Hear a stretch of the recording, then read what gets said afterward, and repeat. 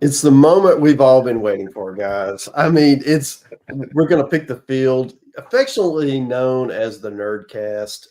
It's our mock mid-season field. So we're going to go through. We're going to pick the host sites. We're going to pick the automatic qualifiers. We're going to pick the at-larges. We're going to go through and debate different merits of different resumes. I'm here. I'm Mark Etheridge. I'm here with Kendall Rogers and Aaron Fitt. And we've been doing this a long time, folks. I mean, when we started doing this, Kendall actually liked teams. Okay. So we know his heart is full of hate now. But now we're going to go through it and try to understand it and pick the field. And keep in mind that this field we're projecting how things are going to play out. It's not as the season ended today. So we always get questions about that.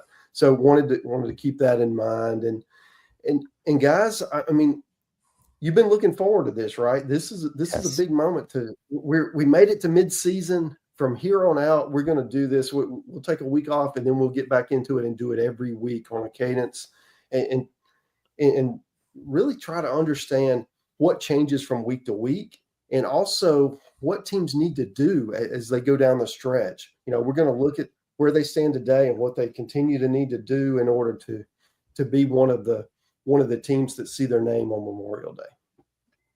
Yeah. Dr. Frink, first of all, great to be on your program. Thanks for having me. Always a treat hang out with the Nerd Master General himself.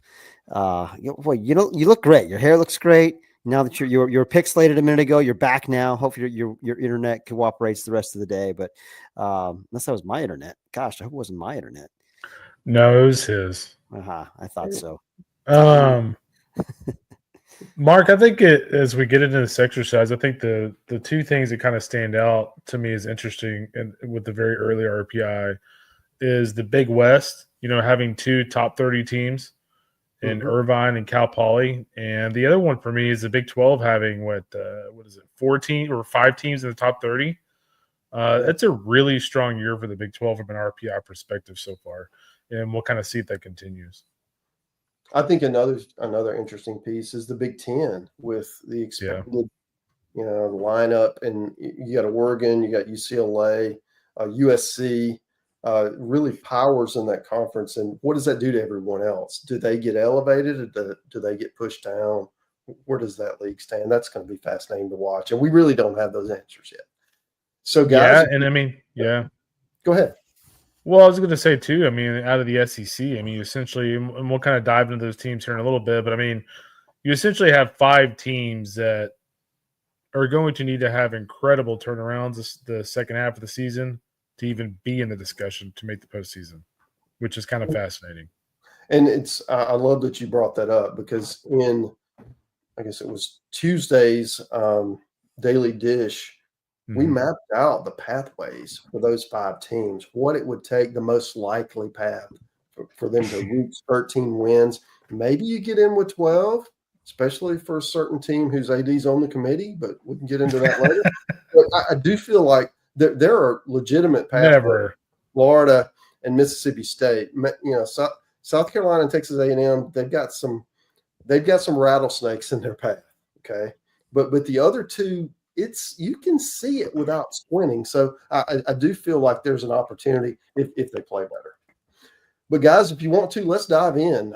What I'll do is, for those of you watching on YouTube, I will share my screen here. And we're going to put up 2 different sheets. Let me know, everybody, if you can see that. So what we have on the left, we'll do our national seeds, our hosts, as we go down. Eventually, we'll fill in the 2s, 3s, and 4s as we go. And then on the right, we've got our auto qualifiers, and it really bids by conference, right? So as we go through this exercise, you see on the right, this was our preseason field. It's going to change significantly. So, guys, if you want to, let's dive into the top, the top overall seed. Who do you guys have? I know who I have, but who do you guys have as the overall number 1? Yeah, pretty easy one here. I think Oh, it's yeah. it's clearly the Vols, even though Virginia? Arkansas and Georgia are right there with them, though. I mean, they're 8-1 in the league. They're 1, 2, 3 Right. in the standings. But yeah, I mean, Tennessee's dominance has been, they're 10-1 against Q1, for instance. I mean, that stands alone right there. They check all the boxes. Yeah, I agree. So after that, do you like Arkansas or Georgia? I think those are the next two, at least for me, they are. Yeah, I agree. I think I lean Arkansas. Kendall, how about you? Yeah, I think I lean Arkansas. Okay. So we good with Arkansas 2 and Georgia 3. Yeah. Mm-hmm. And at this point, it's really just a smell test situation. Right. Like those Right. teams basically have identical resumes. Yeah. Do you like vanilla or chocolate? Right. Yep. That's where we are. So the other part of this is, so now we open it up and we have some ACC contenders who are entering the discussion. So you got Clemson, you got Florida State, along with Texas, and maybe even UCLA, who has a really nice resume as well. Where do you guys land coming in at number 4? Clemson. I think you have to look at Clemson, Florida State. I know they're a little lower in the RPI at the moment at 11, but I do think their team is really good, and they're 7-2 in the league. They're actually a game up on Clemson in the standings. Now they haven't played the most rugged ACC schedule yet, and certainly their non-conference was soft. But I would put. I mean, again, since we're projecting forward, I would put Clemson in this. I'm sorry, Florida State in this discussion very much as well as Clemson. Yeah. So we good with Clemson next?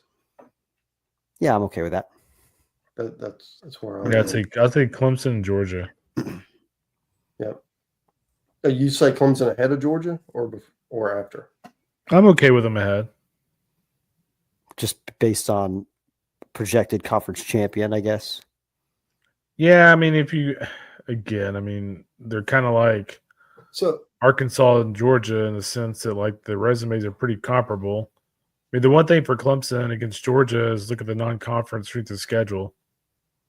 56 versus 176. I mean, that's pretty substantial. Yeah. Good point. If you're projecting Clemson to win the ACC, I'm on board.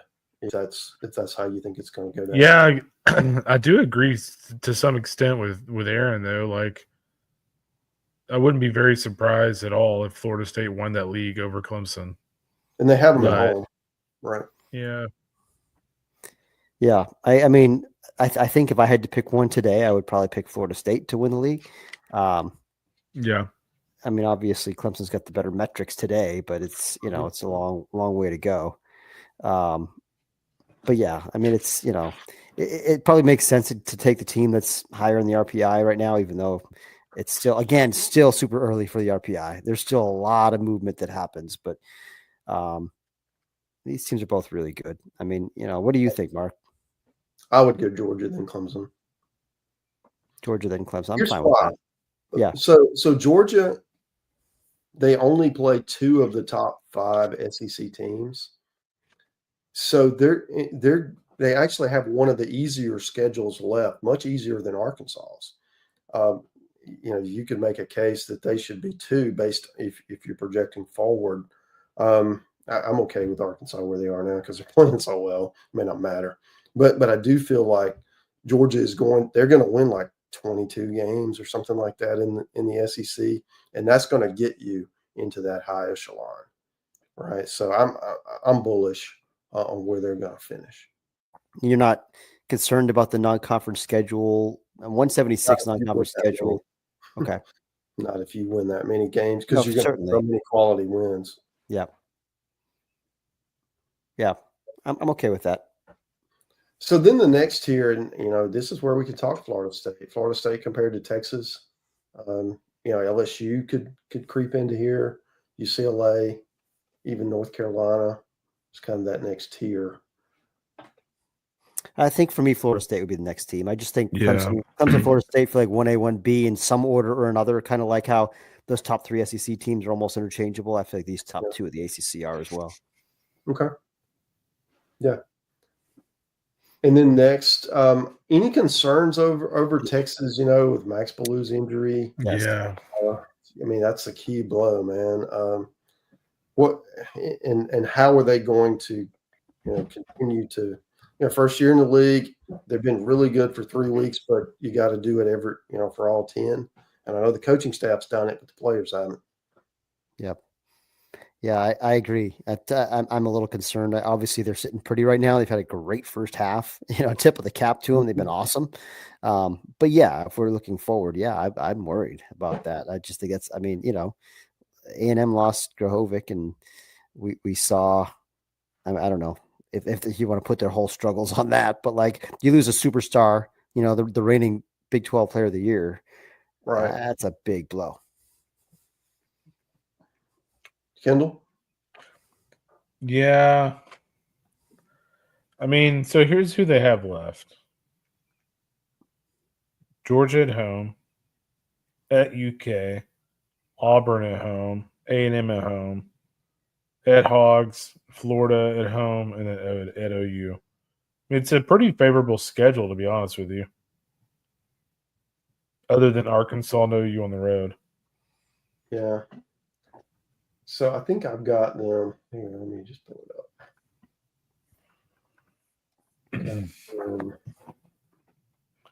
At finishing 18 and 12. Yeah. I mean, the team that I'd probably slot in here, to be honest with you, Yep. is UCLA. Yeah, that's where I was going to. I mean, think about UCLA. I get that the Q1, Q2 metrics compared to some of these contenders isn't quite up to par. But I mean, the number 6 non-conference strength of schedule. They're dominating their league. They have not lost a weekend. And if you look at the remaining series, I mean, USD at home this weekend, which that'll actually hurt them a little bit because they're 262 in the RPI. Oh man. Washington at home, at Oregon, Penn State at home, at USC, at Illinois, and Northwestern at home. Yeah. So, I think favorable. I think yes. For them, it's a matter of. I think they're going to win the league. It's just a matter of how much will the RPI suffer as they go through some of those teams that are lower in the RPI, and I think they'll be okay. Personally, I think that's the play here. Okay, I don't hate it. Yeah. So then, as we progress, Texas has the head-to-head over LSU, but how do you feel? I feel like LSU may end up with a better record. Yeah, I do too. So if we're projecting, and then who else could you consider? Would this be a place for North Carolina or someone else to Yeah, I mean, I would have LSU in this mix. I think I would keep Texas in the top 8 for sure. Just because I don't next two Texas do and what? LSU. Would Texas and LSU be your next two? Yeah, I'm good with that. Yeah, I'm okay with it too. Again, I'm spooked about Texas. Like I'm selling my stock a little bit because I think it's at a high point right now. I'm selling, but I'm buying LSU stock. I mean, like certainly I think LSU is going to finish in the top 8. I just think they're really good. Texas is good too, but again, we've talked about it. The reasons for concern there, but yeah, I mean, you can put those two in whatever order you like. If you want those to be the next two, I'm fine with it. Well, Texas beat them, so for now we'll keep them. Sure. Keep them in that order. So that's your top 8: Tennessee, Arkansas, Georgia, Clemson, Florida State, UCLA, Texas, and LSU. So then you got 9 through 16 who also host, and you've got a bunch of candidates here, and these are in no particular order. Yeah. I mean, North Carolina, Alabama, Ole Miss, Oklahoma, Coastal, Arizona State, Oregon State, Kansas State. You could look at Arizona or Troy. Who else? Is that probably I kind of like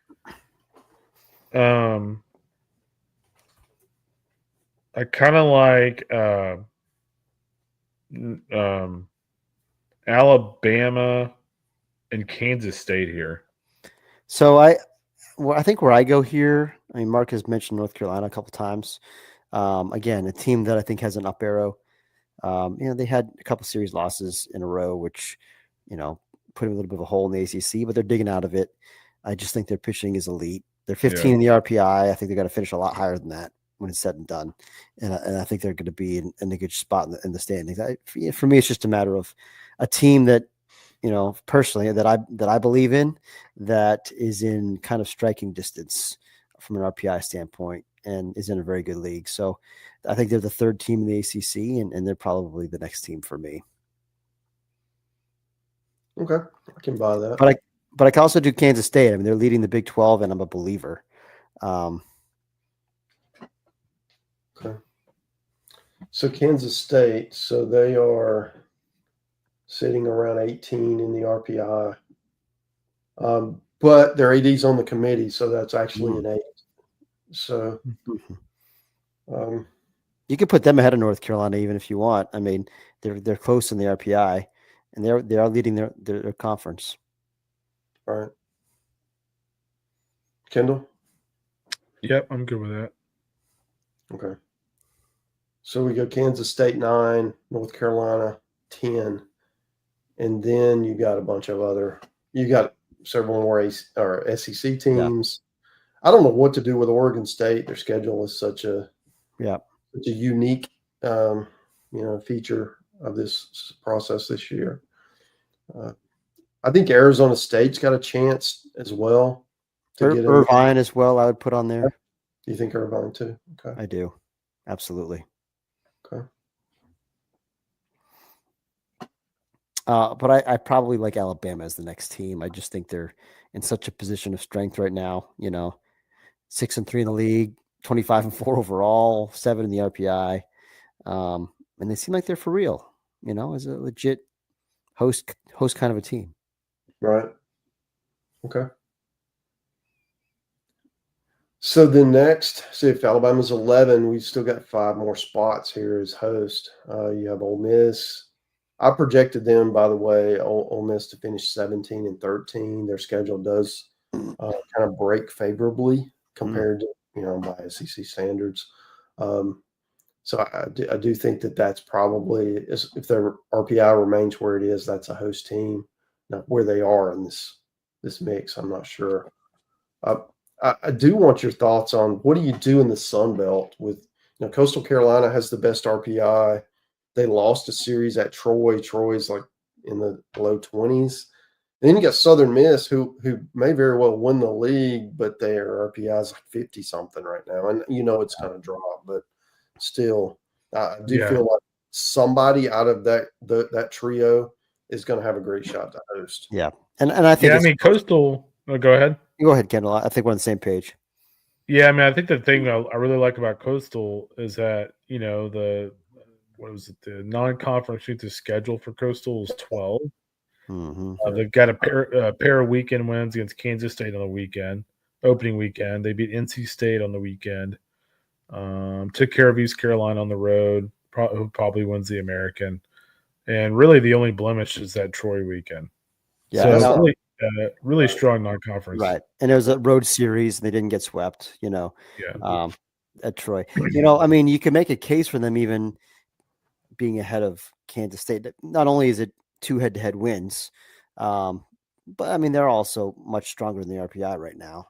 I guess obviously it's early. And you got to imagine that'll get dragged down some as they get into some of the thing about the Sun Belt is it is top heavy. And you're going to play some lesser teams that are going to drag you down because really after those top 3, there's a big drop off. So I don't know how we project Coastal's RPI finishing, but I mean, probably if we think Kansas State is the team to beat in the Big 12, then actually I think I still like them ahead. But yeah, maybe Coastal's the next team here. Okay. All right, that leaves us with 4. So you have Ole Miss, Oklahoma, Arizona State, Oregon State, Irvine, and Troy, or anyone else you want to pitch for. I think out of that group, the teams that I like in no particular order to host would be Arizona State, I guess Oregon State I'm going to go with. I know it's a weird case with the schedule in the conference, but I have a feeling they're going to get a little bit of leeway for all that. And they're still 23 right now. They're in a pretty good spot RPI wise for a West Coast team anyway. And we think they're good. So like those two teams would leave us with 2 spots. And then I think I would go Ole Miss and maybe Irvine. I think I kind of lean that direction. So Irvine, 21-5, strength of schedule. And this was this morning, so 165. Non-conference RPI is 32. Non-conference strength of schedule 136. Yeah. And they swept quad 1 and 2, so they'd be 7-4. That's actually pretty good. Yeah. They swept that series at UC Santa Barbara. I think the Big West is actually sneaky better than it has been lately. I mean, with Cal Poly and Hawaii both having good years, I think winning the Big West will actually carry a little bit, maybe more weight even this year. So, I mean, we've seen Santa Barbara in recent years, host as a Big West champion with the RPI kind of in this range generally, I feel like. And so I think Irvine kind of fits a similar profile this year. Okay. So you like Ole Miss over Oklahoma? I do, yeah. So based on is non-conference. I mean, the non-conference strength of schedule is not close. Ole Miss is much better. Yeah. Oklahoma is going to get points for that. Yeah, and the way you broke it down, I trust your projection. You have them for 17-13. Ole Miss, that is. Good enough for me. I don't know that I have Oklahoma getting – I haven't broken it down week by week, but I don't know that I have them getting 17 wins. Yeah, I had them at 16. Okay. And if you're 16, you can still host. It just depends on, who you're competing against. Right. So, yeah. Okay. So that would be your 16. It was – just to recap: Tennessee, Arkansas, Georgia, Clemson, Florida State, UCLA, Texas, LSU. That's your top 8. Then 9 through 16 would be Kansas State, North Carolina, Alabama, Coastal Carolina, Arizona State, Oregon State, Ole Miss, and UC Irvine. You want to tweak the order any, especially on those last few, or are we good to roll with this 16? I think I like it. Kendall, how do you feel? No, I like it. I also agree. I like the Irvine inclusion there too. Yeah. The fact that they haven't lost a weekend series. I mean, frankly, if they don't lose that series this weekend to Oregon State, they're probably not losing a series all year. I mean, Cal Poly on the road won't be easy, but yeah, and plus it's a big series, but also it's baseball. I'm not ready to say anyone's not going to lose a series the rest of the year. Like things happen. It's hard to run the table and win every weekend, but I agree that it's a big series, and if they win it, boy, they're in great shape. Great shape to host. But yeah, I mean, we have both of them hosting, so no matter who wins it, they could both host. I believe that. Yeah. Oklahoma, we talked about Oklahoma. Looking at its remaining schedule, the Sooners actually have a pretty favorable schedule too. They have LSU, Vandy both at home, Ole Miss at home, Texas at home. Their 2 road series left are at Georgia, at UK. So keep an eye on the Sooners. Yeah, but those are, they win that series this weekend. They'll be back in. It's also a double-edged sword, though. It's like it's nice to have those good teams at home, but also you could lose those series at home, to good teams. Yeah. So it's not like those are gimmies if they're home series. Like if you have a soft team at home, you can kind of maybe think you can sweep. I'd be surprised if they swept any of those series. The one thing for me with Oregon State that I'm a little concerned about is the fact they're sitting at 23 in the RPI, and they still got several anchors left on their schedule. I mean, 177. And they got a couple of decent ones. 177, 164, 184. Those are 9 games against those teams. Mm-hmm. Yeah. They have 4 games left against Oregon, but Oregon's also only 63 in the RPI. Yeah. 2 with Portland that are 133, but they're also at UCLA for a midweek. So, I mean, it'll be interesting. Oregon State's an interesting case from an RPI Yeah. perspective because they do get Hawaii on the road too, Yeah, that'd be who big. has That'd an RPI of 42. So for 4 games. That's a very helpful road series for them. yeah, And they play Iowa, who's good. so it could even out. Yeah, I think they're fine. Okay. Well, with that, that's our host. So now Alrighty. we'll transition and look at our conference by conference breakdowns. Yeah. So let's look at the America East. Who you got? Yeah. Well, currently we've got 2 teams tied at the top. Binghamton and NJIT are both 4-2. I mean, about 500 overall. Have they played each other yet? No. I think we had Binghamton in the preseason, if I'm not mistaken. Yeah, I think so. So let's stick with those guys. Okay. Yeah. American Athletic next. Obviously, we had ECU in the preseason. ECU, shocker, 6-0 in the league. Yeah, still good. Would still be my pick for the AQ, but you've got a couple of teams now in the and we'll say this too for East Carolina. They're only 86th in the RPI. They're 1-6 against quad one, so they're not necessarily in great at large position. But until somebody beats them, I'm going to pick them to win the auto bid. Yeah, since we're talking about their potential chances of an at large, here are some of the teams they have left on the weekend RPI wise. 130. Wait, it's 120, 130, 209. But then USF is 37. And then Rice at 207. Yeah. That's for UTSA, excuse me. That's UTSA's schedule. Yeah, that's who they have left. A lot of RPI anchors as well. Yeah. It's hard to predict some of this stuff. But yeah, so UTSA 40 RPI 5-1 record. South Florida 36 RPI 5-1 record. They're at least both on the board. I don't know that this is going to be a 3-bid league ultimately, but I think 2 is certainly in the realm of possibility. 2 seems like in the ballpark. Yeah, especially with those bottom SEC teams scuffling. Yeah, okay, that could leave at least one spot that the SEC might typically get. Yeah, but for now, I'll put all 3 of them on the board, and we can highlight them in yellow as bubble teams. On to Mitch Hanna's doing a really nice job in his first year at USF. It's remarkable. I mean, we kind of figured that they would be competitive because he's just such a good coach. But I mean, to be in this spot right now, certainly better than expected. Mm-hmm. A10.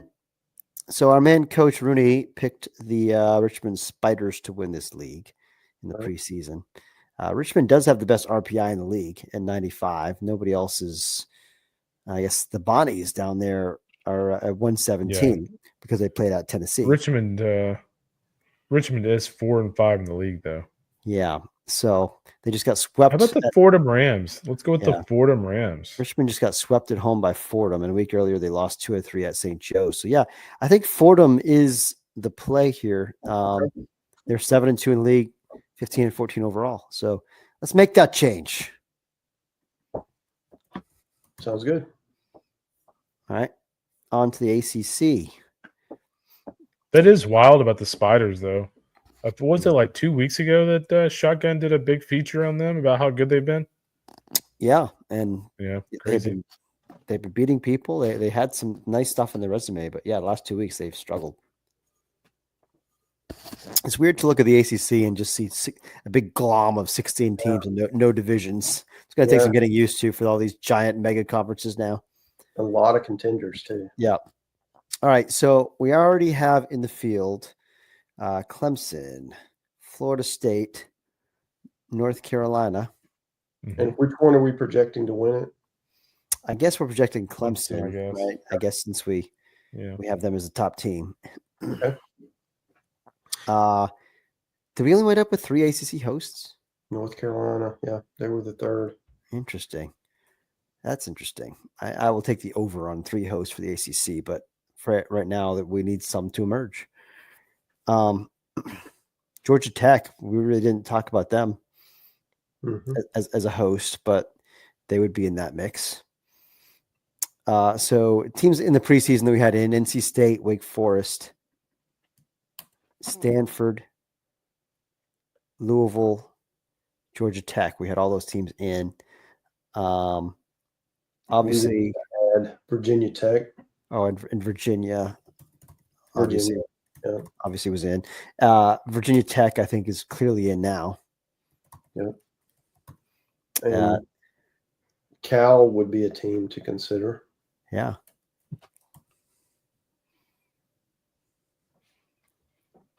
So all teams, bubble teams, and Notre Dame has a great RPI, but they're last in the league. Yeah, so we would knock them out, right? 2-10 in the league. Yeah, they're done. I'm going to give them the Kendall Rogers Dunzo treatment. And Virginia, it's worth noting they're 79 in the RPI. They got work to do, but it's just plain. They're going to win the national championship, so I'm going to continue to predict them to be in the field. I'll say this: Virginia's remaining schedule is pretty competitive. I mean, at NC State, at Florida State, at Georgia Tech, at Virginia Tech. Yeah, that's not easy. No, it's not. But it's pretty tough. It is tough, but it gives them opportunity too. Yep. They get a lot of boosts in the RPI with those road series, and need to not fall on their faces. They're 6-6 in the league now. It's just a matter of, I think if they get to 14, 15 wins in the league, I think the RPI will take care of itself for sure. So, yeah, Cal, I guess, would be the one that's kind of the most bubblicious here. Yeah. I tend to feel like the ACC is not getting 12 teams in. I wouldn't think so. Now, again, it's, we have to kind of recalibrate ourselves because it is a 16-team league now. Yeah. And there's no Yep. Yeah, I mean, one extra at large. That's something to keep up. There's 29 automatics. That's true. Go back 12, so there's one extra spot. Yeah, good point.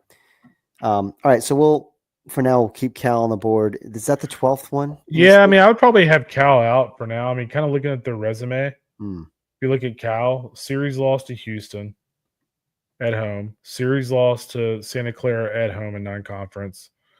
The only series win they have, they have 2 series wins this year as a whole.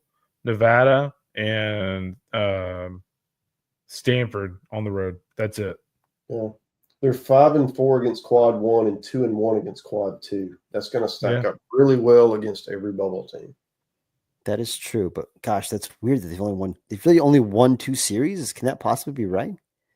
They're only 15-12 overall. Jeez Louise. Yeah, they've only won Nevada. Yeah, that's it. That's it. 2 out of 7 series. I can't. I don't think you're getting in with that. I can't do that. I can't do that. I can get along with that. Wow, I didn't realize that because it is crazy. They made so much noise with that Stanford sweep on the road. That kind of masked some of the other things, but and they hadn't gotten swept by, they went to Duke, won a game. They won a game against Virginia. They won a game at Louisville. So you don't get swept. The math can like you. And just, I just think that's deceptive. Okay. Well, they'll have other opportunities to win our favor. Yeah. Go win some more. Onto the A-Sun. I think Stetson was our preseason pick here. Austin Peay's having a really nice year. They are. They're 8-1 in the league, 22-7 overall, 70 in the RPI. Stetson, though, is 7-2 over in the league, 17-13 overall, 88 in the RPI. I do quite like Stetson's team. I like Austin Peay's team too, though. Obviously, they've not played yet. They do not play. Do not play at all. Can we just do America a favor and have these 2 teams play in the conference championship for a bid to the tournament on the line? No kidding. Thank you. Just make it a best of 3.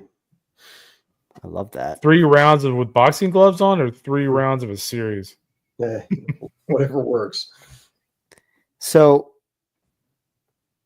I'm actually inclined, I think, to stick with Stetson. just with the experience in their roster and returning postseason team. I think the two resumes are pretty comparable. You could certainly make a case for Austin P in a vacuum, but I think I like sticking with the preseason favorite because they've really largely taken care of business. Yeah, okay. I'm good. All right, Big 12. So we've already got Kansas State and Arizona State in as hosts.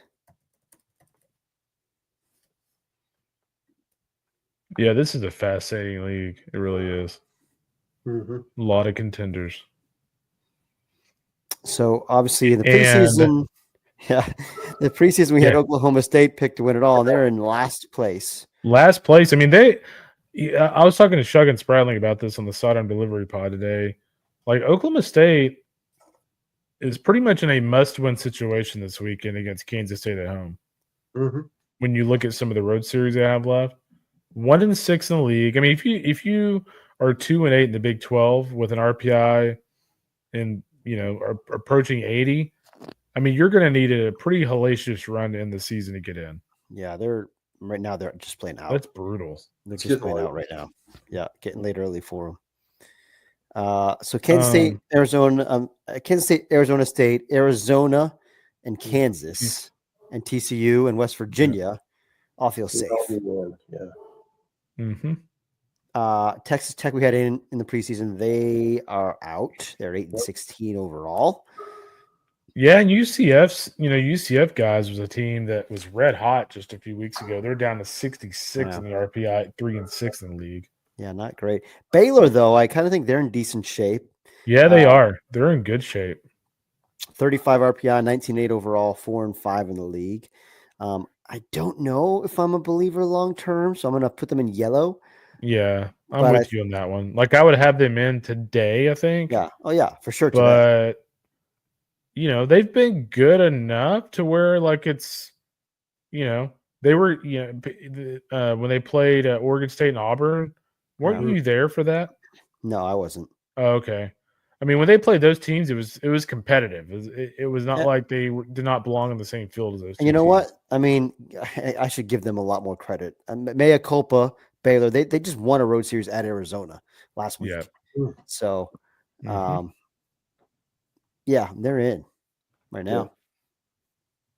So, and somehow Texas Tech guys is 8-16. Yeah, it's nuts. About to be 8-17 because they're losing to OU late right now. No, crazy.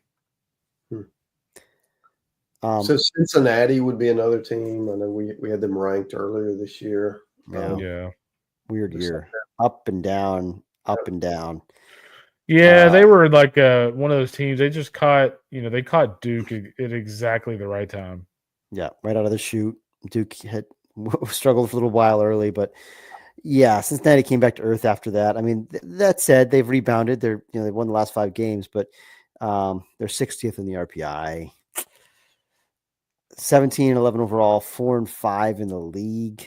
They did just sweep UCF, so that's something. We again, as Kendall mentioned, UCF had been hot early. I don't know. You can put them on the board as a candidate. Put them on the board. I like this team at or this league at what 7 bids right now.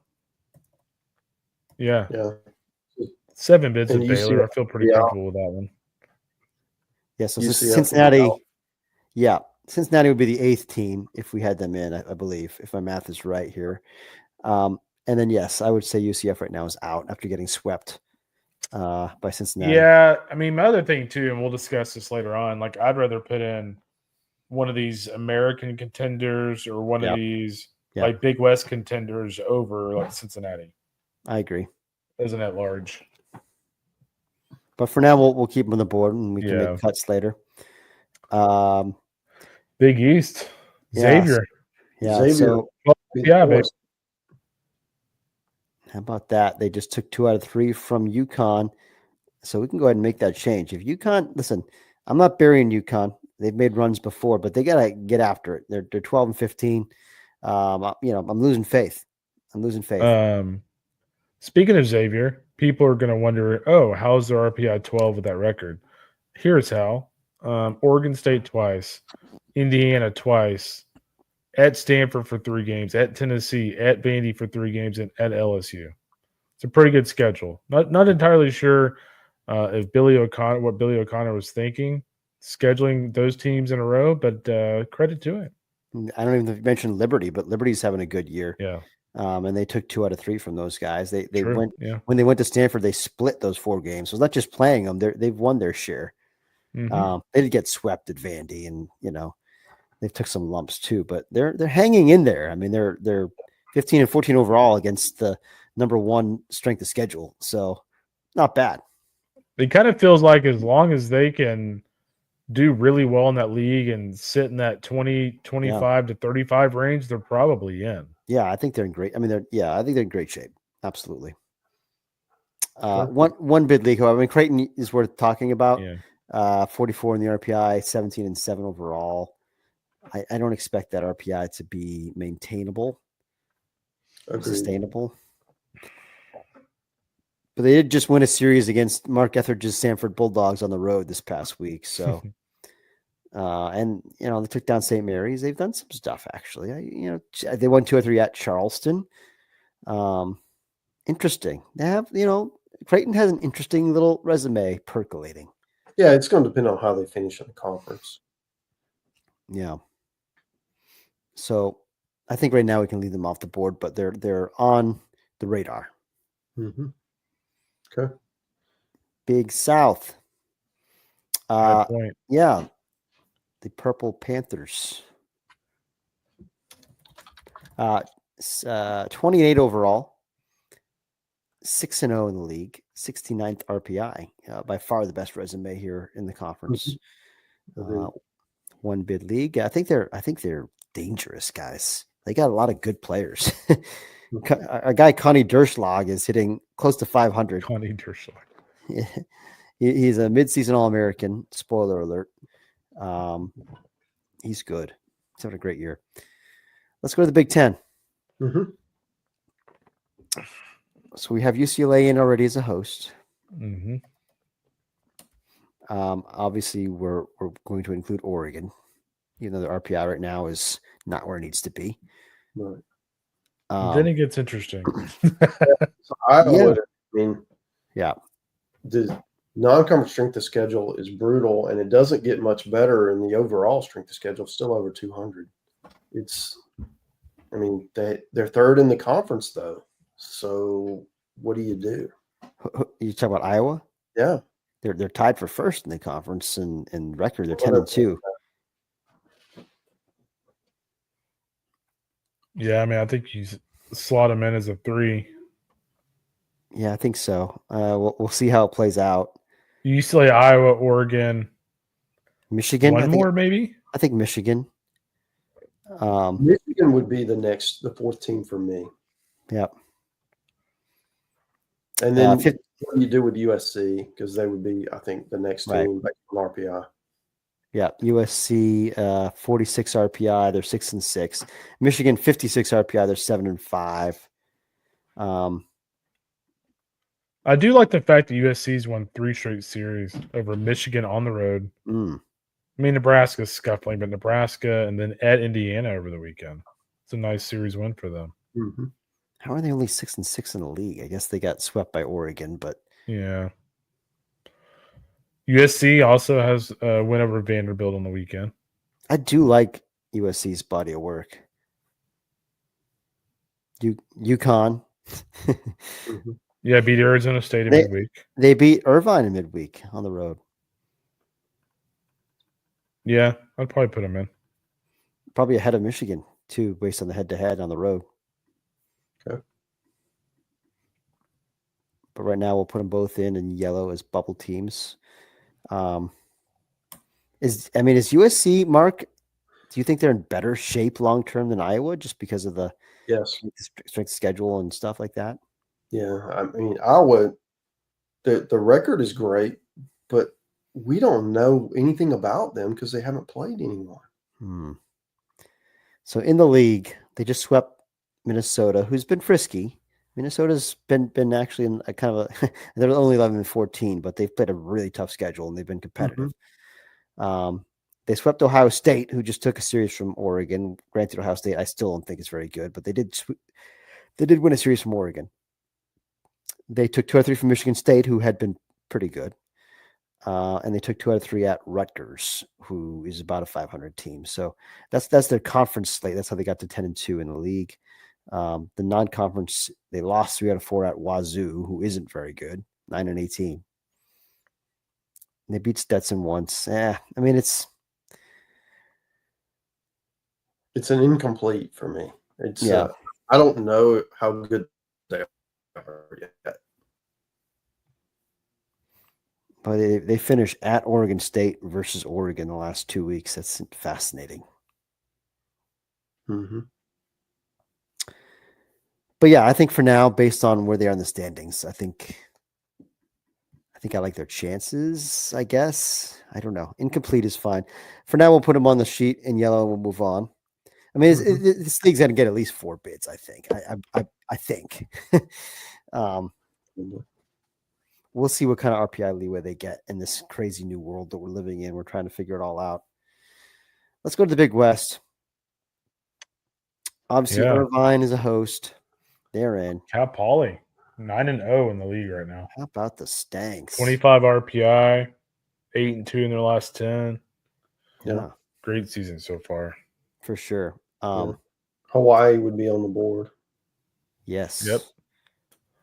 Hawaii is. I'd probably have those 3 teams in for sure. Yeah. Hawaii 8-4 in the league, 18-6 overall, 41 RPI. The Gauchos, guys. They're in trouble. Yeah. They would be out for me right now. I mean, they may play the way. Yeah, 82 RPI. And here's some of the RPIs they have left on the weekend: 115, 142, 25. That's at home. 206, 184, 169, 251. They're not getting in. This doesn't look good. Does not look good. And the problem is their midweek games don't really have like great RPI teams either. Like Cal Baptist 189, San Diego 263, Cal Baptist again 189, Pepperdine 271. It's a tough pathway, but they do have a conference tournament. Well, that is this year, isn't it? That's wild. Yep. Also, they've lost 3 straight series at Hawaii versus Irvine and at Long Beach, who's only 10-16. They're out right now. I don't have a lot of faith, which is for a team that has some real talent. Yeah. Do not be surprised if they are a bubble buster in their conference tournament, however. Although they could just knock one of the Big West teams out. Yeah, true. But yeah, I think right now Big West feels like a secure 3-bid league, but that feels like probably the number. Okay. On to the CAA, Coastal Athletic Association. Don't look now, but hashtag Rise Up Brookline. The Northeastern Huskies, guys. First place, 5-1 in the league. Also the best RPI in the league at 71. Kind of quietly, Northeastern just has put together a nice year. And it's just whenever you're not looking their ways when they do it. When you look right at them, they're like, I don't know, guys. Don't look at me. Come on, Coach Glavin. When I'm looking at you, I want you to play well. He knows it. Listen, I think they're in. They're the AQ right now, aren't they? I mean, yeah, I agree. They're the AQ right now. They actually just beat Boston College tonight. So Boston College RPI is 47, so it's a nice win for them.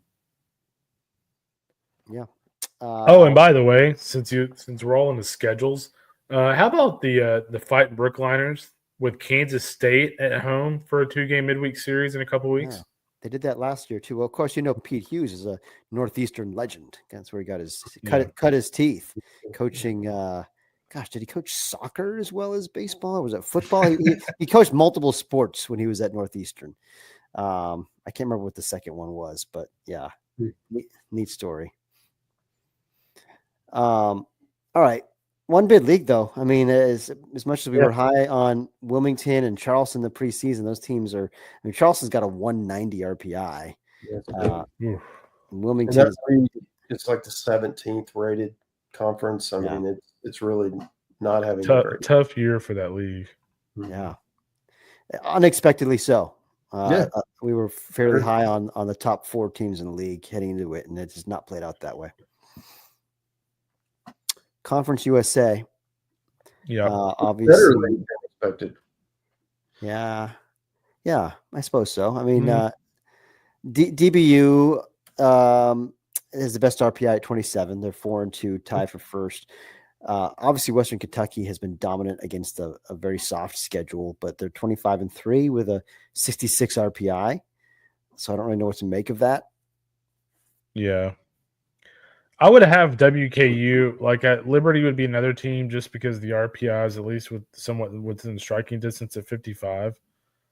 But I mean, my issue with Liberty is like the resume's light. I mean, It's all UNCW series loss, Xavier series loss, swept by Clemson midweek. They do have a bunch of ACC wins midweek, though. Yeah. At Like Western Kentucky next weekend. That'll be interesting. I think aren't they like 5-3 against ACC teams midweek? It's yeah, something like that. Yeah. Yeah, they beat NC State. They beat Duke. Those are both on the road. Lost the 2 at Clemson, so that's 2-2. Beat Wake Forest. Beat Virginia. So yeah, you were not kidding about WKU's schedule. It is, which, by the way, their non-conference SOS is 279. Yeah, and their overall SOS is 270. I mean, it is a tough scene. I think if you are a mid-major like that, and Mark, you can correct me if I'm just totally full of crap, but if you're a mid-major like that, like you've got to play somebody in non-conference. Yeah, and that's the team the committee punishes. Yeah, right? Every year, we dance around. Oh, what a wonderful story!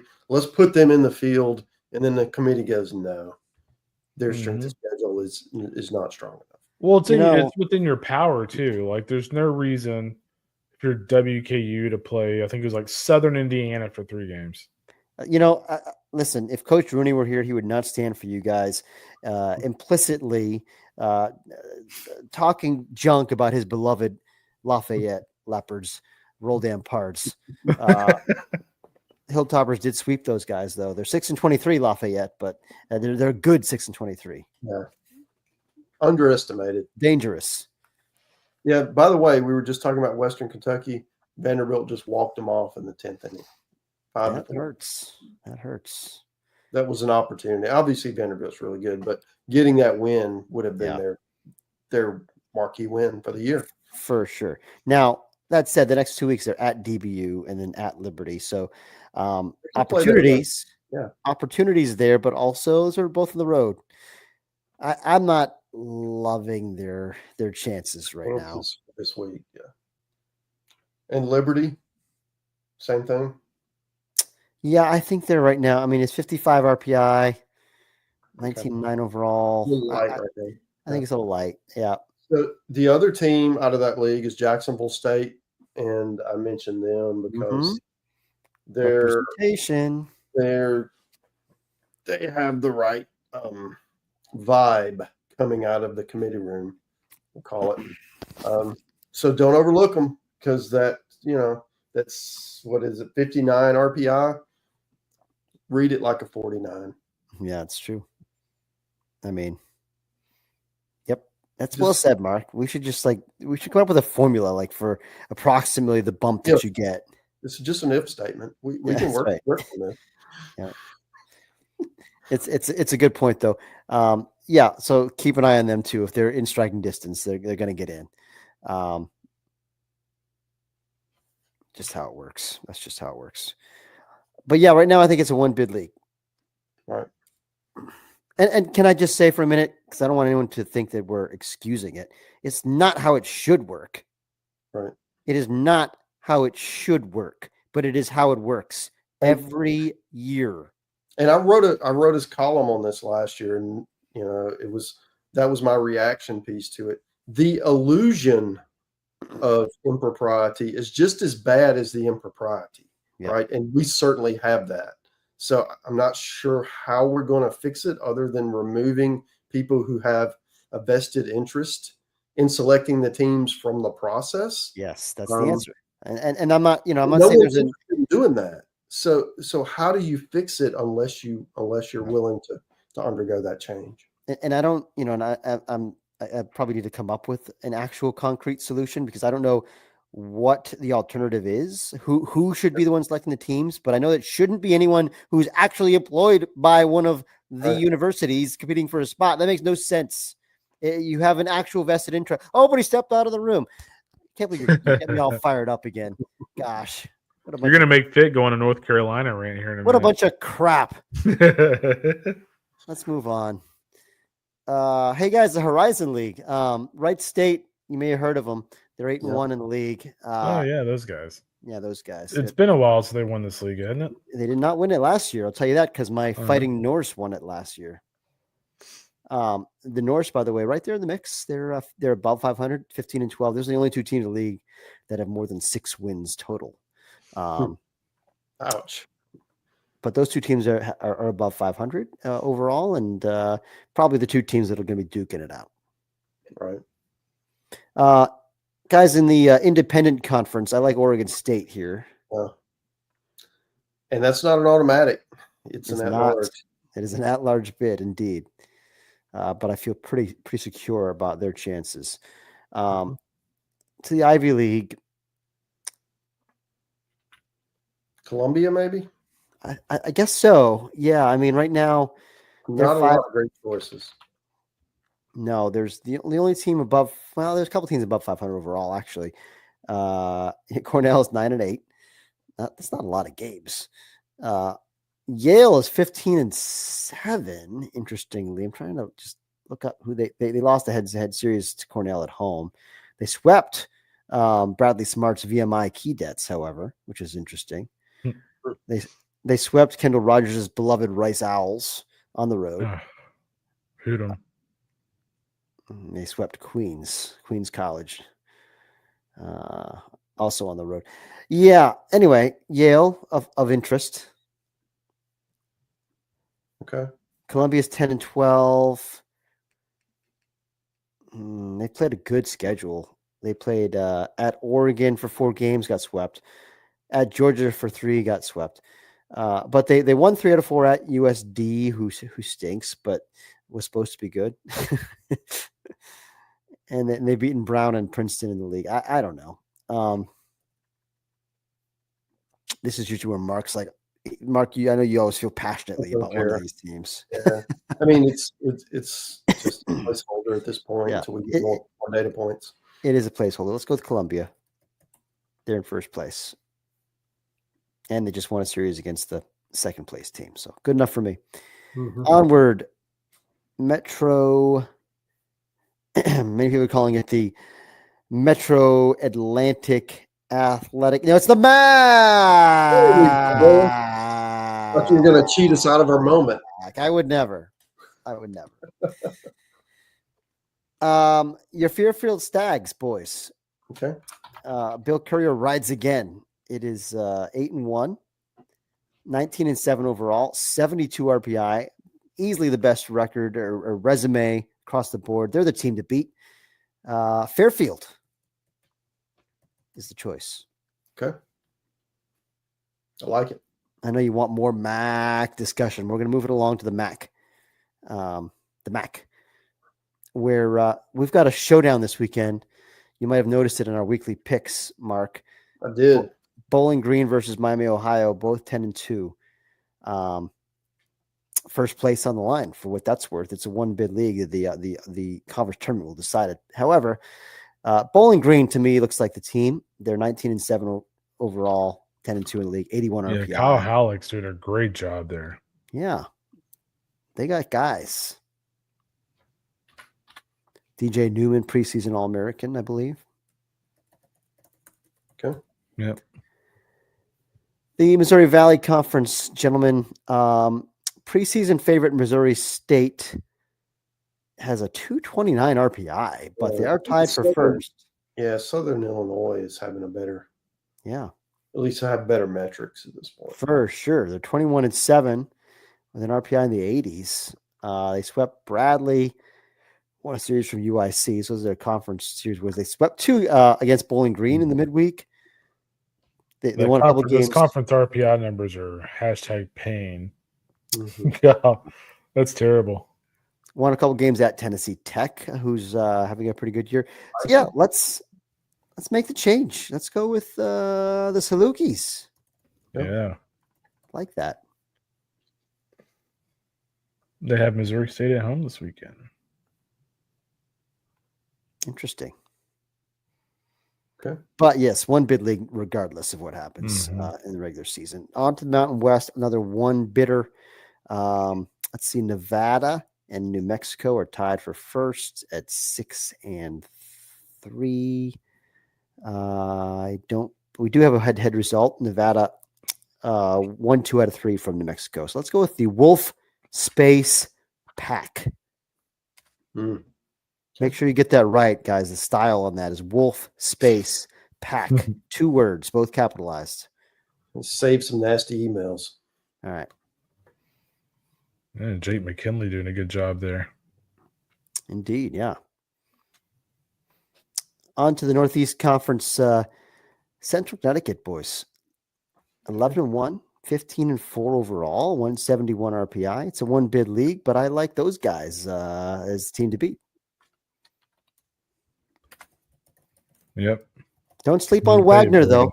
Don't sleep on the Seahawks. They're 10-2, 15-12. Long Island was in a regional last year and gave North Carolina all it could handle, as you might recall. They're lurking 6-3. So anything goes in the NAC. But right now, I think Central Connecticut is the choice. Let's go to the Ohio Valley.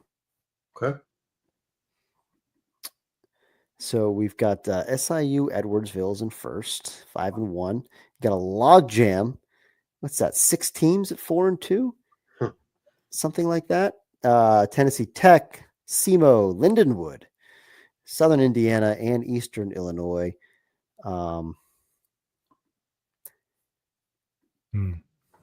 Yeah, indeed. Tennessee Tech. Tennessee Although Tech. they just lost a series to SIUE. They sure did, yeah. Well, when in doubt, just go SEMO. That is usually pretty good wisdom in this league. Although they did lose Fitt 3 to Tennessee Martin somehow. Yikes. Actually, yeah. Tennessee Martin is 9-18 also. I'm not feeling great about that. I think maybe SIUE is the choice. Although then again, they're 12-14 overall. That doesn't inspire confidence either. Boy, oh boy. SIUE has been playing much better lately than they did early, but nonetheless, I don't know that I can buy that.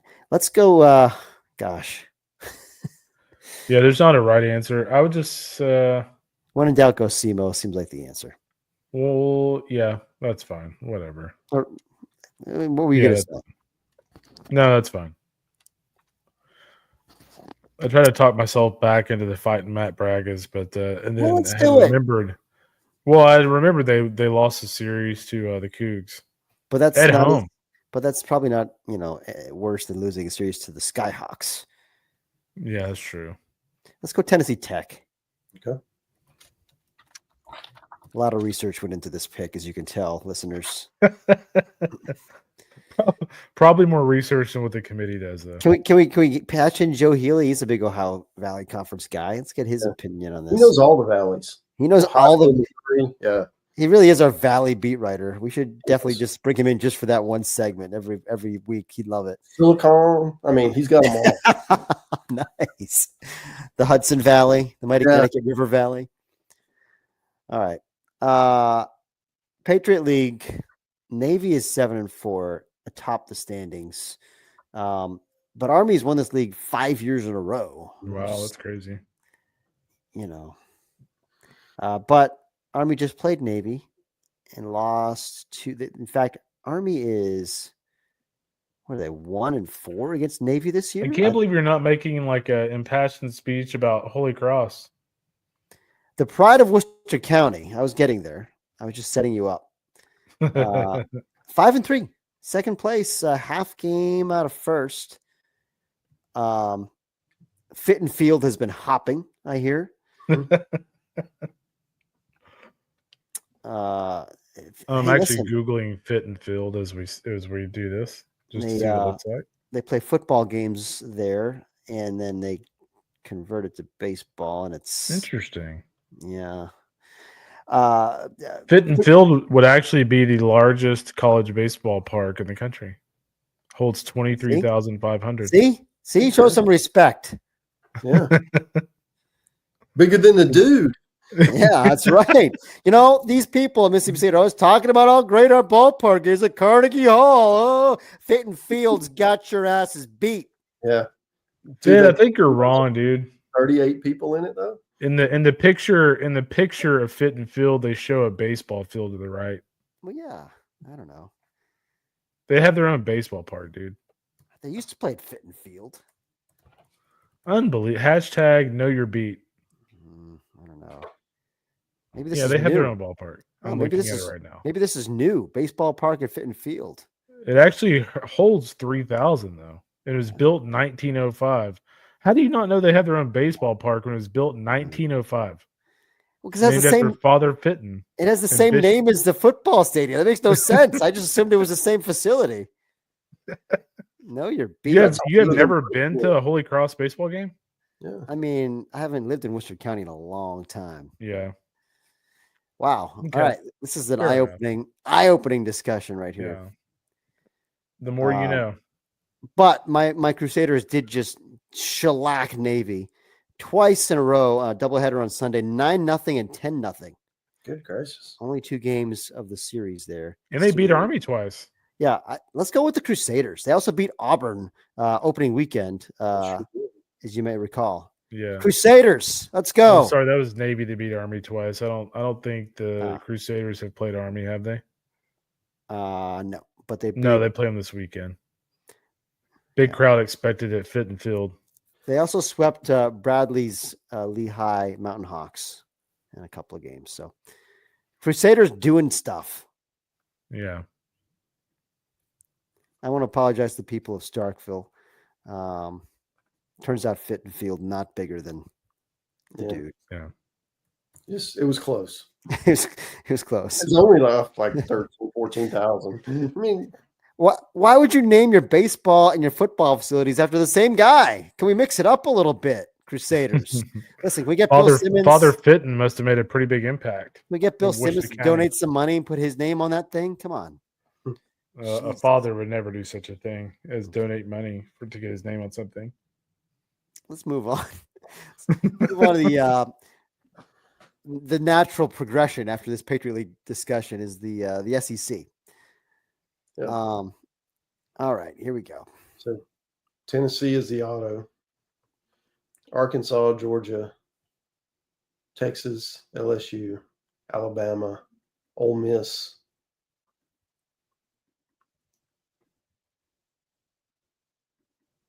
Let's see. Yep. Alabama, Mm-hmm. Ole Miss.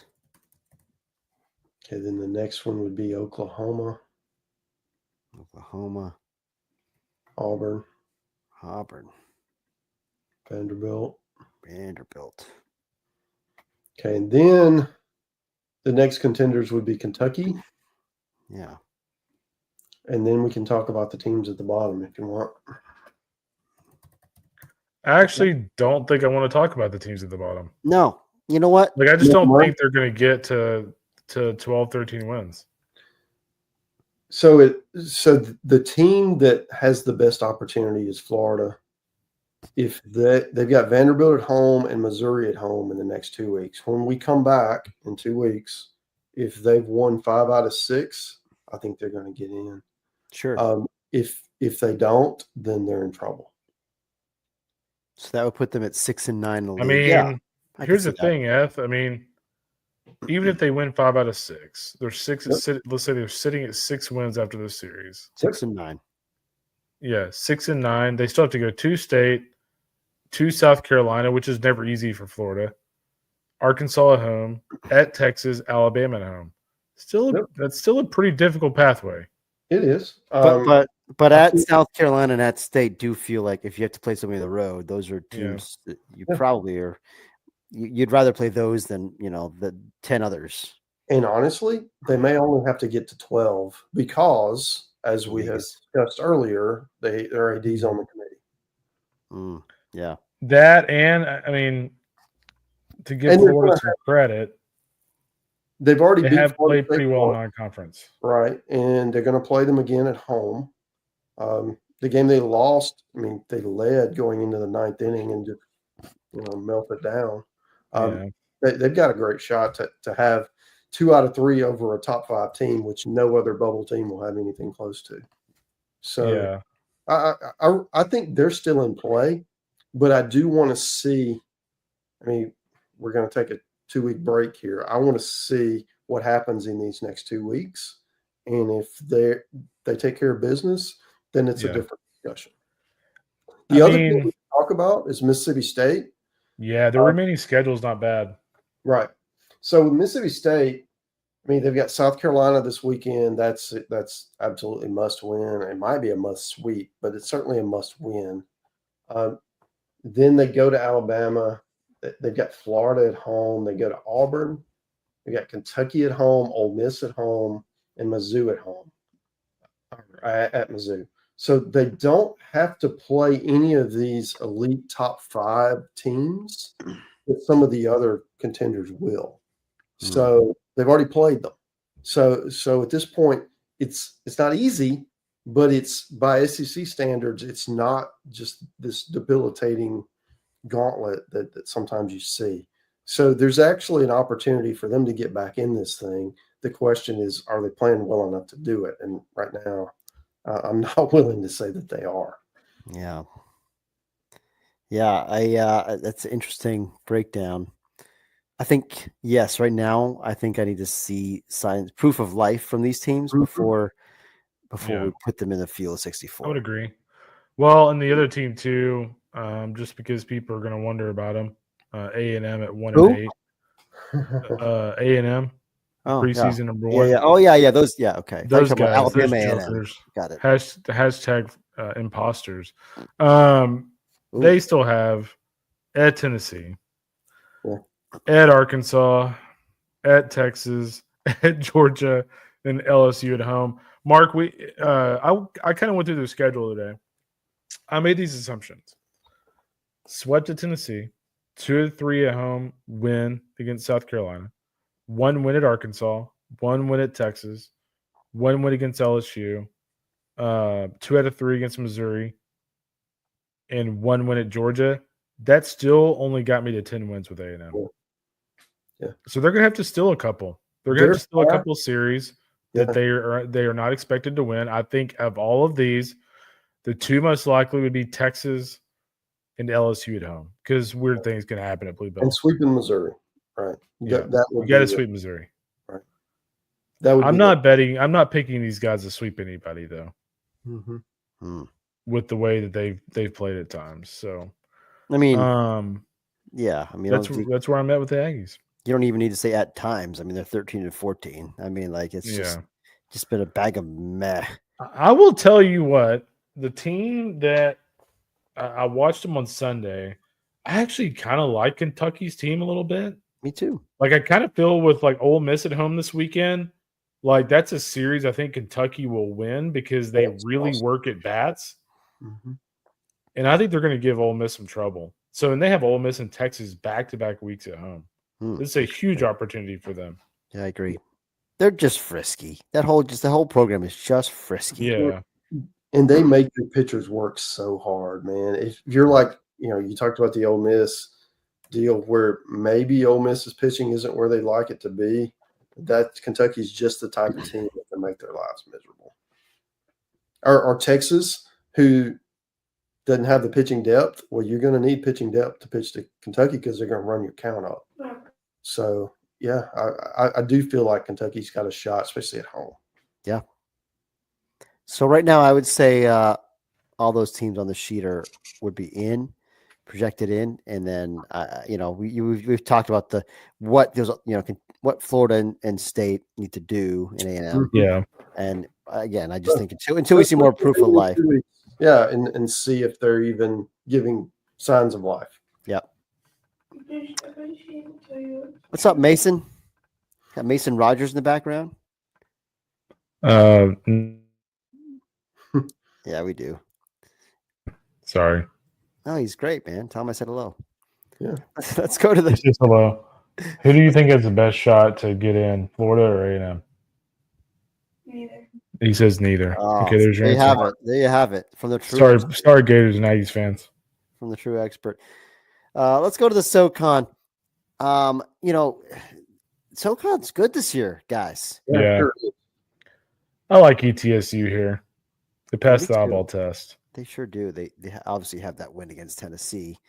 But they're also a lot more than that. They're 21-6. They're 33 in the RPI. Like they're in that large position right at the moment. Now we'll see if that's sustainable. But yeah. And then Wofford is the other team that probably won't get into at-large range RPI wise, but because they're currently 82, but they're 21-9. They're playing well. And then Mercer's 19-10, VMI's 18-11. Now, granted, a lot of those were against some soft opponents early in the year, but they kind of had some comeuppance after that. And then Greensboro is kind of lurking in the middle, so it's a good league. I think it's a one bid league ultimately, unless maybe ETSU if they get knocked off the conference tournament, and we'll see how the season plays out if that RPI holds up. But right now they're in position for an at-large, but we'll call it a one bid league and we'll go with ETSU. Okay. The Southland, another interesting one. Yeah. Much better this year. Yeah. How about this? UTRGV with a 24 RPI. 19-8 overall, 12-3 in the league. I mean, similar situation with East Tennessee State. Right now, they're absolutely in at-large position. We'll see how that RPI holds up. It's been high all year, though. It's just like been kind of maybe starting to dip a little bit from where it had been. Like it has been like number one at one point, wasn't it? It was way up there. Yeah. But yeah, I mean, I don't know. It feels like this league has a chance to be a multi-bid league this year, just with all the number of teams they have inside the top. They got 7 teams inside the top 100 right now. Mm-hmm. Yeah. Well, in Southeastern Louisiana, who's 22-6 with a 52 RPI, their AD is the committee chairman. Interesting. That's an automatic bid. All right, we'll go ahead and put Southeastern Louisiana in here. All right, automatic. All right. Host, or is that too high? Too rich? Well, we got to maintain the illusion of. I do like my man JRTs a lot, so hopefully he knows I'm giving him a hard time. And that's the thing is like all these guys who've been on the committee, like it's nothing personal against any of them. There's we know a lot of the guys on the committee. We like them, they're good people, but we don't have to run this road again. Gosh. It's hard for an AD to go back to your head coach and say, "Oh, sorry, man, I fought for you. I just couldn't get it done." Mm-hmm. Like ultimately your coach is gonna be like, what the heck, man? And especially with the precedent that's been set in the last decade. Yeah. Oh yeah. If you don't get it done, it's almost like, wow, you really don't like me. Yeah. All this favoritism. You don't have my back. You go back home without getting it done, you look like a failure. You look exactly right. Exactly right. You look like you don't have your coach's back. Yeah. I mean, like that's why this keeps happening. Again, it's just we got people with vested interest in the outcome making the decisions. It's so stupid. We got to change it. Anyway, Southeastern's in. Yeah. I have to assume. You have to assume. I mean, and it is a 53 RPI. They're 9-3. They're 21-6. Yeah. And the if statement changes it to a 43. So we're good. Yeah. Hey, by the way, real quick, we didn't go through this earlier. For those of you wondering about the committee this year, very quickly, J.R. Teagues from Southeast Louisiana is a chairman. Jeremy McLean from Southern Miss, their AD, is on the committee. Greg Seitz from Jacksonville State, CUSA is on the committee. Randall Richmond from Kent State, the MAC, is on the committee. You got Scott Lycum from Portland from the WCC, Scott Strickland from the University of Florida, Casey Scott from Kansas State, Michael Offer from FSU, John Gilbert from East Carolina, Scott Dolson from Indiana, and then, of course, Artigues was the last name on here, but I already said that. So those are your committee members. File it away. Oh, I've got it. It's on my other screen here. Yeah, it should be. Mark's got like the Billy Madison with a guy like like scratches the board out with the lipstick. Mark's got like the committee members up there where he marks them out each night. Well, when we're doing this exercise, that's a huge part of it. It is. Yeah, unfortunately. Yeah. I mean, it's, again, I mean, people say what you want, but like I publicly said it, like my alma mater, North Carolina, got in the basketball tournament because their AD was on the committee. Like they shouldn't have been in. Everyone knew they shouldn't have been in. They got in. Shocker. I could have told you that was going to happen because it happens in baseball every year. Yeah. So anyway, McNeese, boys, get us back on track. McNeese, 34 in the RPI, 8-4 in the league, 17. Yeah, you can put them on there. They're not getting 3 bids though. Yeah, you're right. Ultimately, this league almost never has even gotten 2 bids. It has, I think, happened a couple times, maybe. Yeah, I think they've gotten 2 bids back when like Asilo was rolling and McNeese was really good. When Sam was in the league. Yeah. Okay, we'll put those 2 on in yellow here. SWAC. The Rattlers. A&M. Yeah, easy choice here. They're the best team. 8-1 in the league. 14-14. I mean, Bethune-Cookman is actually a similar resume, but I think the Rattlers are the choice.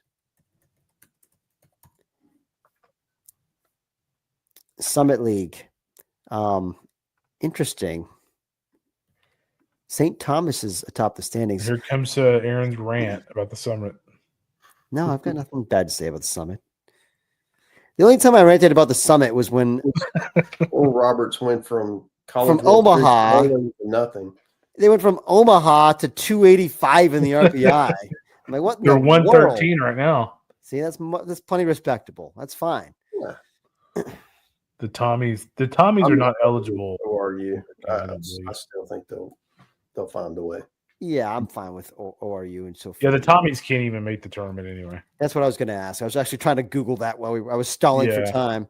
Yeah, I mean, this is their second year. I'm pretty sure you have to be in the Division I for like 4 years. Okay. Something like this, either 3 or 4. It's definitely not 2. North Dakota State is in second, by the way, at 6-2, but they're 8-16 overall. Oral Roberts is the correct answer until further notice. Yep. All right, on to the Sun Belt, also known as the Fun Belt. I think it's pretty easy here, at least. Yeah. Southern Miss, Coastal, and Troy. I know Southern Miss has some RPI issues, but they're fine. They're going to be fine. And then you've got Louisiana at 77 right now. They're below 500. Another one of those for me. I feel like they're in the prove it bucket. They got more work to do. I think they could do it. There's a path, but they got a lot of work to do. Georgia Southern guys do anything for you? 17-10 overall, 57 RPI. Just have to wait and see. Not this week. Yeah. 0-4 Q1 also. Lost to Clemson tonight. Had a chance, I think, to win that game. It was a 10-8 final. But yeah, no, not right now. But they're on the radar. One of those teams like Creighton. Mm-hmm. So let's make this a 3-bid league for now and move on to the West Coast Conference. Who do we have in the preseason? Here. Yeah. Wide open. I think we had Portland in the preseason, and they're tied for first, but they're 11-17 overall. Zags have bounced back some, I guess. Mm-hmm. This is, despite committee representation, this is a 1-bid league, just the way the RPIs are shaping up. I'm okay with Portland. Portland's won back-to-back series. Yeah, okay. The poor Torero sitting at 6-21. That is 262 in the RPI. Crazy.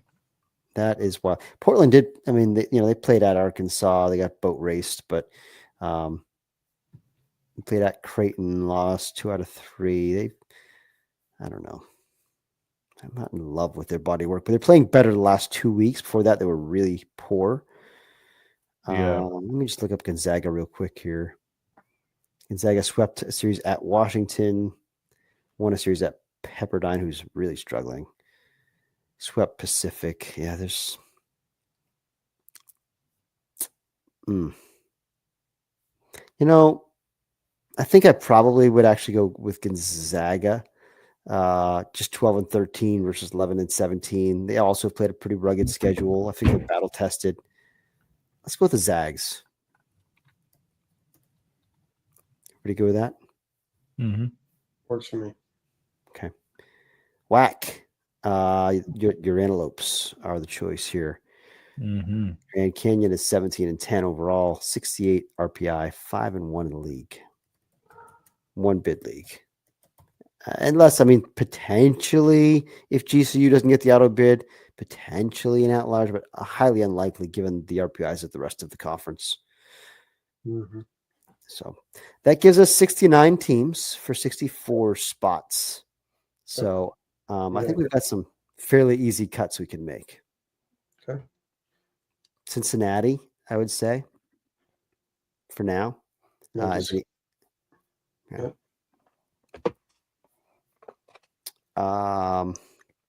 I think Michigan. I don't think the Big Ten's getting 5 the way it's trending. Okay, that makes sense to me too. And then the Southland. Are we really getting 3? No, they're I would not. say 1 for now. There's got to be somebody's got to continue emerging, I think, to get in there. Yeah. Even the Artigues factor. I don't know, Mark. I mean, how strongly do you feel about that? Well, let's look and see who else we would have. All right. I'll cut McNeese. Yep. Because we only have 2 more spots to cut. So we've got a third American team. So right now it's UTSA and South Florida are 2 and 3 there. I could see that being a 2-bid league, probably still more likely than 3. I might be inclined to cut South Florida. Yeah, I could see that. I mean, probably for me, it's South Florida and Southeastern Louisiana would be my next 2. I think so too.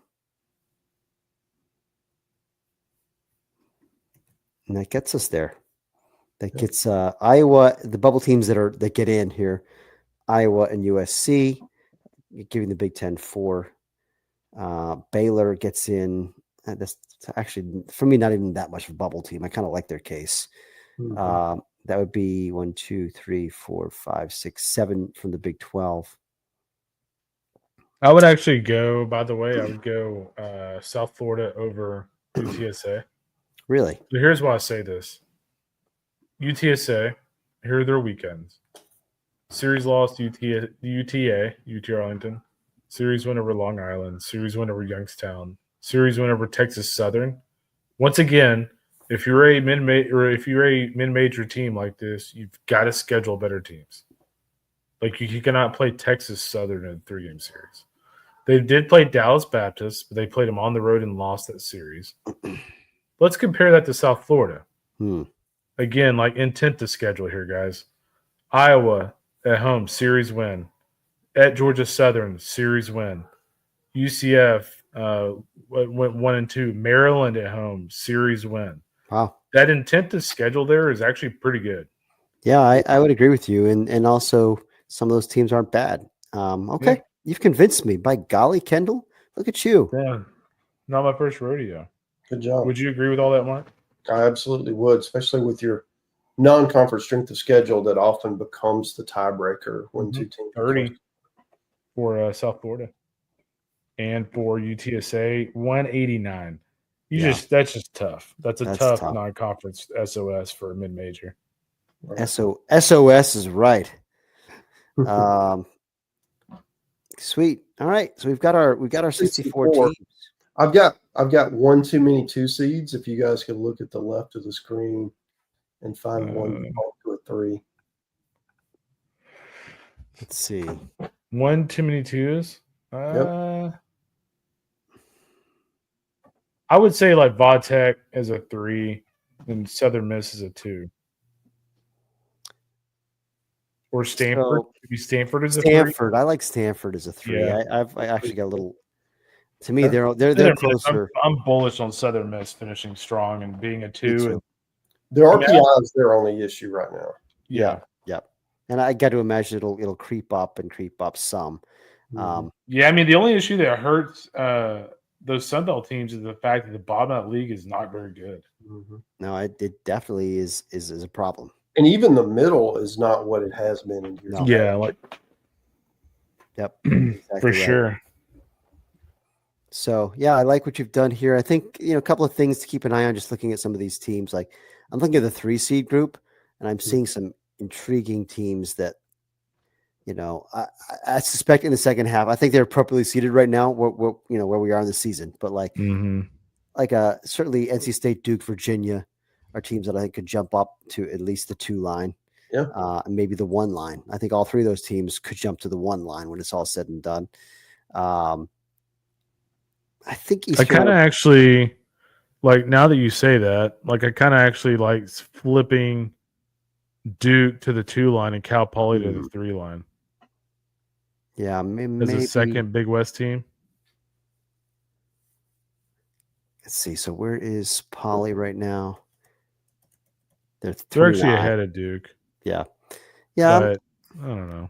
I do certainly like the way Duke is trending. It really feels like that's coming together nicely. Yeah, but it's fine for now. The issue with Poly is quad 1 to 1 and 5. Yeah, that's the only negative. Otherwise, it looks fine. Yeah, I mean, we were when A&M lost in a game in the 9th inning to Cal Poly, we all were like, "Whoa, that's horrible." Poly's the better team. Poly. Go ahead. Yeah, now Poly's the better team. Yeah, exactly. Crazy. Okay. I think I'm good with that. Yeah. So, any final thoughts? We've been going at this a while now.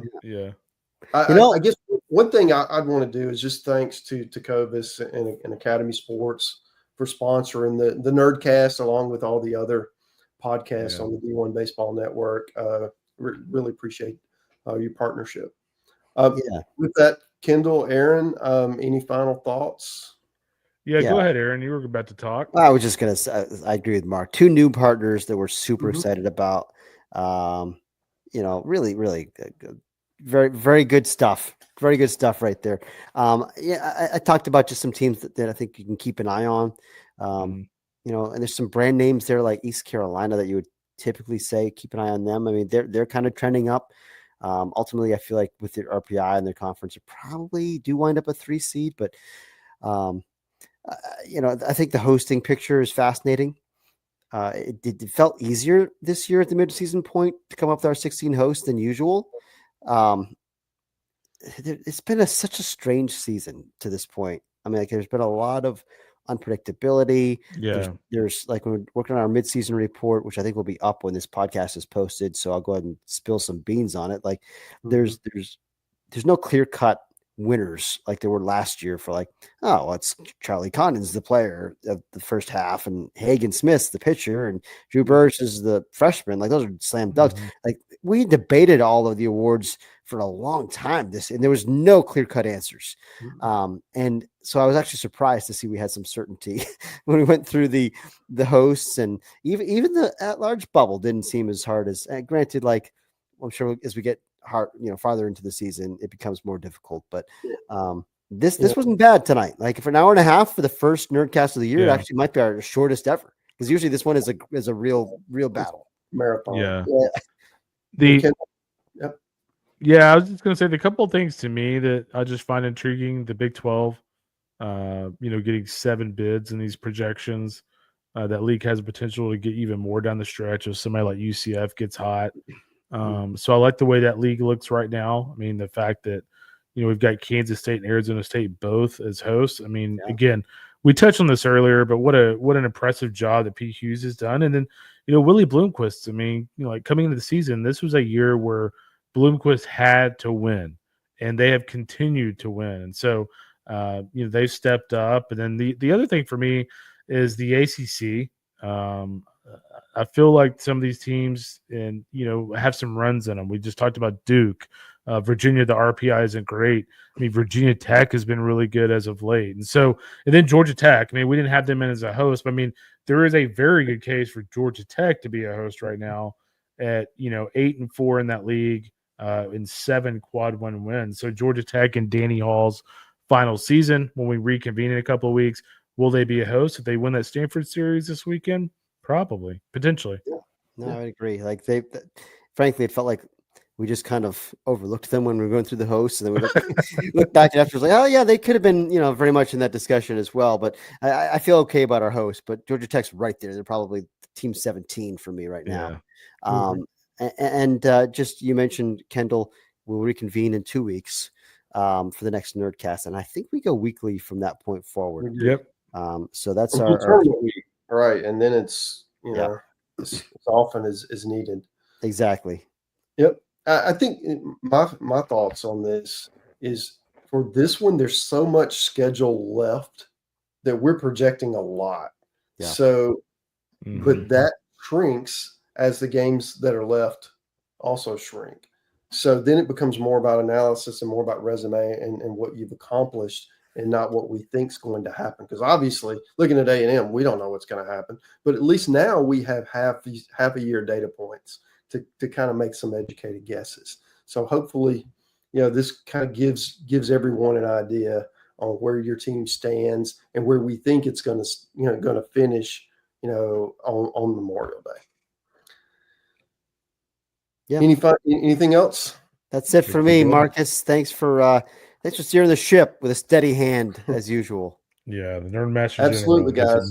Enjoyed it. We'll see you in 2 weeks.